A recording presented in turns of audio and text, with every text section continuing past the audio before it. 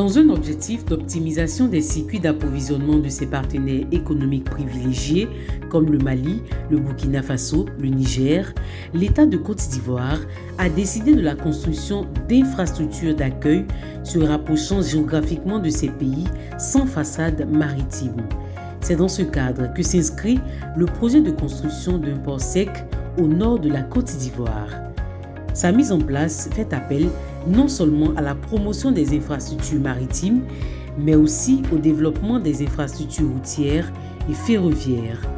L'utilisation du réseau ferroviaire comme principal moyen de liaison permettra de drainer un important flux de produits, de préserver l'état du réseau routier et de redynamiser ce secteur conformément à la politique de l'État.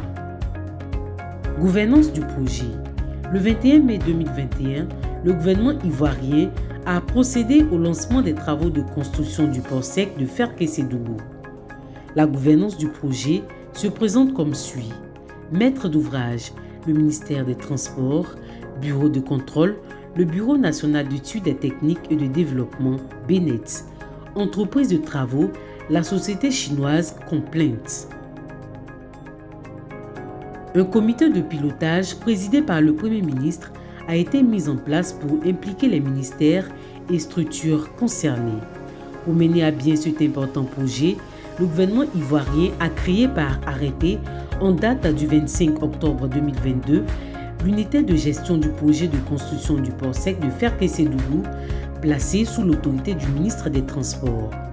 Elle assure la coordination des activités du projet de construction du port sec de Ferkessédougou. Compte tenu de la typologie du trafic entre la Côte d'Ivoire et les pays de la sous-région, le projet de construction du port sec a été conçu avec trois principales composantes. La composante 1 comprend la construction d'un terminal d'import et export. La composante 2 concerne la construction d'un dépôt d'hydrocarbures de 61 000 m3. La composante 3 concerne la construction d'un complexe marché à bétail et abattoir régional financé par l'entreprise Complaint sous forme de partenariat public-privé. Base vie. Construit sur une superficie de 4,8 hectares, la base vie du projet accueille les bureaux des études de l'unité de gestion, du BNET et de l'entreprise Complaint.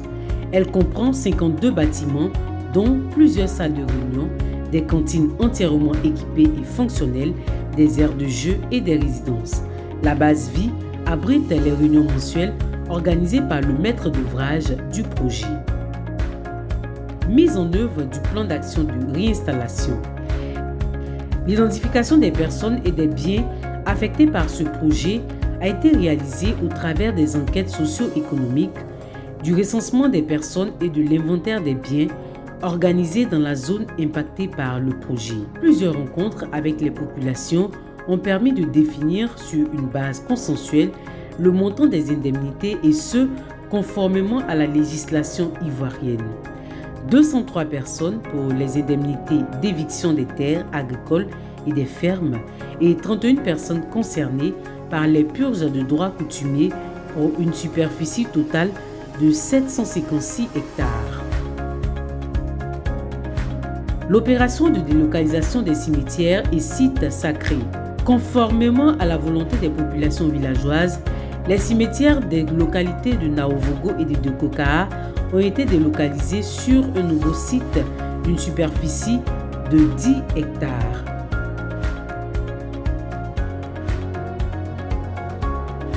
Rappelons que l'opération de déplacement des sites concerne l'exhumation et la réinhumation de 300 tombes, dont 100 à Naovogo et 200 à Dekokaa.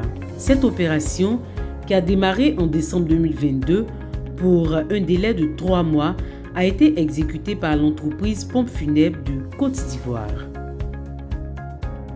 Le site de recasement. Composante importante du parc, le projet prévoit la construction d'un nouveau site devant abriter les populations impactées par le projet. Le site de recasement comprend la construction de 212 bâtiments, dont des bâtiments à usage d'habitation de 3 à 4 pièces, une école primaire de 6 classes, une cantine scolaire, un bloc sanitaire, une maternité et une infirmerie compris, un foyer polyvalent et un château d'eau. Les travaux de voirie et réseaux divers sont à 98,35% et la construction des bâtiments est achevée à 100%. Les travaux du site de recasement à la date du 31 août 2023 affichent un taux d'avancement physique total de 97,08%. Il faut indiquer, le site a été raccordé au réseau électrique national. Notons, outre le ministère des Transports, le BNET et l'entreprise Complaints qui interviennent directement sur le chantier, la préfecture de Ferkey-Sédougou et le conseil régional du Tchologo prennent une part active à la mise en œuvre du parc et aux réunions mensuelles du chantier. Le site du port sec. À la date du 31 août 2023, le taux d'avancement global du projet est de 14,14%. Les travaux de débroussement des voies, des zones logistiques sous douane et hors douane, des zones de construction d'infrastructures publiques et de la zone du dépôt d'hydrocarbures sont à 100%. Les travaux de décapage sont en cours sur l'ensemble du site du port sec. Le port sec de Ferkey-Sédougou est un projet intégrateur, prometteur, qui participera à la création de milliers d'emplois et à la réduction de la pauvreté dans le Grand Nord.